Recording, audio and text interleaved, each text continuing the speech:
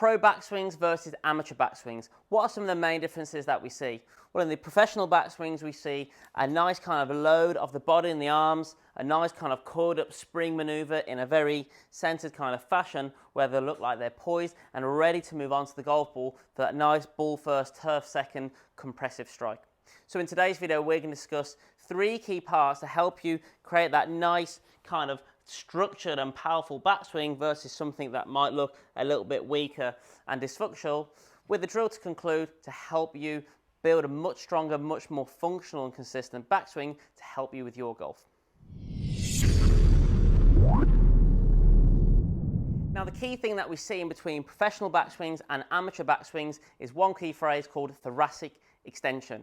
And what thoracic extension is, it's nothing to be too kind of confused and complicated. It's basically the thoracic area of the spine is the mid part of the spine, and extension exactly that, the way it extends throughout the backswing. This is the key component that I see that differentiates kind of professionals and amateurs in the swing, and that's what we're going to discuss about simplifying and building into our swing today.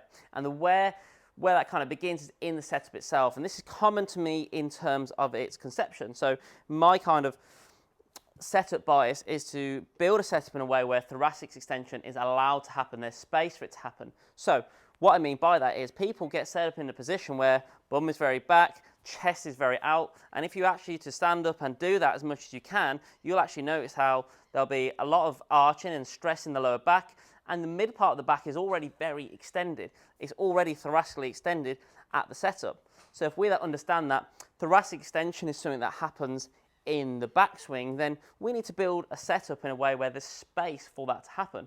So 2 key things I like to see in the setup for you to allow that to happen more naturally is, firstly, from a bolt upright position, I don't like to see the back of the pelvis, so your backside, any more than a fist behind as your standing position. Another way you can do that is a fist is roughly about a club head's width apart. So if you'd have club head behind the heels, that's where your golf club would sit.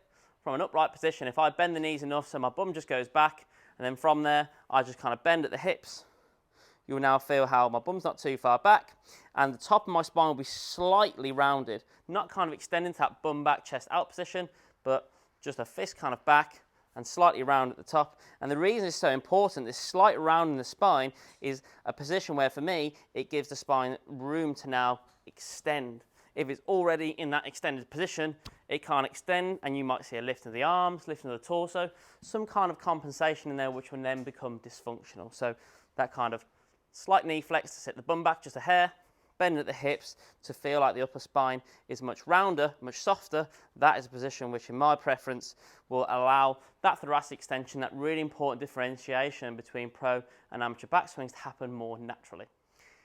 The second part of the swing is how the hips work in the backswing. So from a starting position, if I was to draw some lines outside of my thigh line, in the backswing, I don't like to see the hips move one way or another outside of those lines in the backswing. Now, the answer here isn't to lock the hips out and make some really handsy-armsy kind of swings.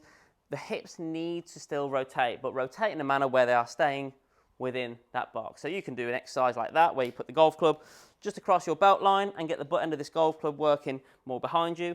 It will feel kind of like you're pulling a cable from the floor, where this hip would work behind, just like that exercise did for you then, and you'd feel that nice kind of extension in the spine. But a really good drill to kind of understand this, if you were to get set up to golf ball and just place a golf club just resting outside of your trail pocket and make a rotation of the hip to the top, whereby the task is to make this golf club fall behind you by rotating, you'll see how my hips are now rotated but stayed within that box. They haven't slid this way and jar that right hip out. They haven't slid towards the target either. They have rotated in a nice functional way to encourage that thoracic extension, which the setup will help you with as well. And the final part of the swing is how the arms work. The arms are connected to the rib cage, and the rib cage is connected to, or part of, my torso. So when we're talking about thoracic extension, the hands and the arms are very closely connected. And the way we want to think about the arms is actually just to think about our left arm more primarily, but in its simplest fashion, can we keep a nice, solid, straight left arm to the top? If I can keep a good, solid arm structure to the top and not kind of collapse in any kind of way, that will help my thoracic extension. More often than not, people who are very collapsed in the arms, you'll often see a very kind of rounded spine at the top of the swing. Now, a rounded spine would be thoracic flexion, it wouldn't be thoracic extension. So how the arms work are very closely linked to that key move that today's video is all about, thoracic extension, and that helps us to understand our key drill. A really good drill here is to get yourself that golf club that we spoke about just a moment ago.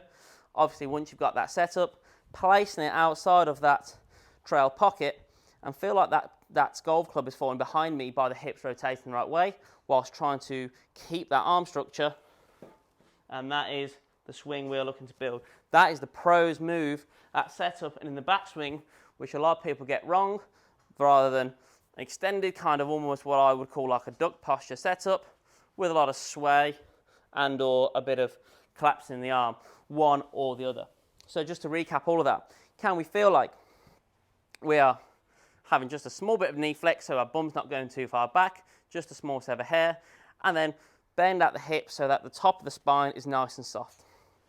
From that position, you can do this with the golf club in your hand or without, but after you've done that for a few times, put the golf club back in your hand without the aid of that golf club resting up against that trail thigh, and feel like, still even though it's not there, feel like I'm trying to drop that golf club behind me via rotation of the hips, whilst keeping a good solid left arm, a good solid arm structure. I'm now in a position where I've rotated my hips very centrally, I've kept good solid arm structure, and I'm creating nice centered thoracic extension.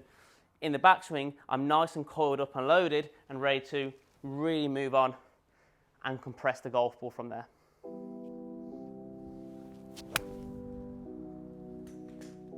Hope that helps. Any questions, please feel free to drop me a comment in the comment section down below, or drop me a follow on my socials. For any online or in-person coaching, drop me a follow on the SKILLEST app, search David Atkins and drop me a message from there. But until next time, catch you on the next one.